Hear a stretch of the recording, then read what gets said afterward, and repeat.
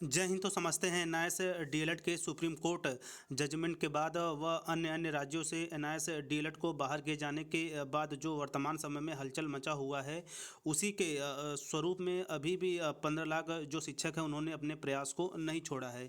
इसी क्रम में आप सभी लोगों के द्वारा जो महत्वपूर्ण प्रयास किए जाते हैं एनआईएस डीएलएड वैलिडिटी को लेकर, उसकी प्रत्येक अपडेट में मेरा पूरा प्रयास रहता है कि आप लोगों तक चीज़ें पहुँचाई जाए, ताकि आप लोग अन्य सम्मानित भी इन चीज़ों को लेकर आगे आएँ। तो ऐसे में अब मंत्रालय में आरटीआई के माध्यम से भी एनआईएस डीएलएड के संबंध में जानकारी मांगी गई है।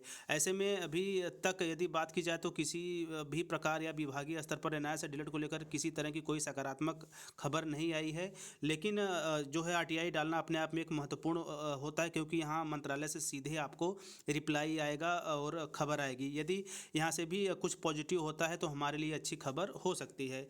ऐसे में देखिए यहाँ पे आप देख सकते हैं कि the copy of order has already been dispatched to the manager government of India press through speed post dispatch number इसके साथ जो है कि हो चुका है। हालांकि यह जो है कि अंडर सेक्शन आरटीआई 2005 के तहत जो एनआईएस डीएलएड के संबंध में आप कह सकते हैं क्वेश्चन पूछा गया है या जानकारी लेने का प्रयास किया गया है, उसके संबंध में सभी डिटेल्स हैं। बाकी यदि बात की जाए कि सूचना का अधिकार अधिनियम 2005 के तहत निम्नलिखित बिंदुओं पर सूचना प्रदान करने की कृपा करें। एमएचआरडी की अनुशंसा पर एनआईएस डीएलएड कराया गया डीएलएड भारत के राजपत्र में कब तक शामिल हो जाएगा?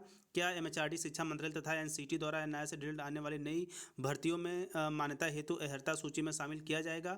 तीसरा बिंदु में कहा गया है कि जैसा कि विज्ञापन में एनआईएस डीएलएड को 2 साल की जगह 18 महीने और 6 महीने को पूरा करने के लिए इंटर्नशिप को जोड़कर इसे संपूर्ण बनाया गया था, तो क्या ये 2 साल के समकक्ष है? यदि नहीं तो एमएचआरडी इसे 2 वर्ष के समकक्ष करने के लिए क्या कर रही है? वही बिंदु नंबर 4 में कहा गया है कि जैसा कि माननीय उच्च न्यायालय के ने एनआईएस डीएलएड को 18 महीने का बोलकर इनवैलिड कर दिया है, तो क्या एनआईएस डीएलएड करने वाले समस्त 14 लाख शिक्षक अनट्रेड माने जाएंगे?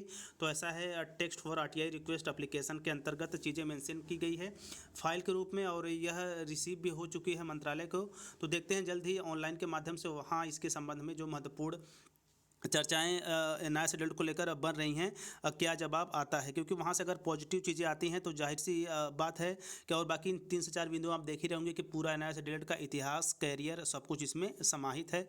चाहे उसके कोर्स को की बात की जाए, उसकी वैलिडिटी को बात की जाए, ड्यूरेशन की बात की जाए, शिक्षक भर्ती में मान्य होने की बात की जाए, तो सब मिलाकर यदि पॉजिटिव चीज़ें होती हैं तो यह भी हमारे लिए एक हम सभी शिक्षक परिवार के लिए खुशखबरी ही होगी। बाकी अन्य माध्यमों से जो भी शिक्षक साथीगण लगे हुए हैं एनआईएस डीएलएड को एनआईएस डीएलएड के वैलिडिटी को लेकर की अन्य किन किन माध्यमों से चीज़ें पहुंचाई जा सकती हैं, चूँकि आरटीआई एक महत्वपूर्ण चीज़ होती है और इसका सीधा जो केंद्र होता है मंत्रालय की तरफ से होता है, और रिप्लाई भी आपको जो मिलता है बिल्कुल ऑथेंटिक होता है। बाकी अभी रिप्लाई का थोड़ा सा वेट करते हैं, बाकी अन्य जो भी गतिविधियाँ उस पर नज़र बनाए रखते हैं, और जो भी आपके कोर्स के संबंध में महत्वपूर्ण जानकारियाँ आती जाएंगी।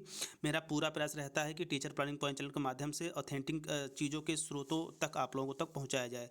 बाकी ये रहा आरटीआई, बाकी अन्य माध्यम से और क्या क्या हो सकता है और शिक्षक साथीगण किस तरह के एक्शन ले सकते हैं, उसके भी संबंध में आप बने रहें। तो मिलते हैं नेक्स्ट वीडियो में नेक्स्ट इन्फॉर्मेशन के साथ। तब तक स्वस्थ, व्यस्त और मस्त रहिए। जय हिंद, वंदे मातरम।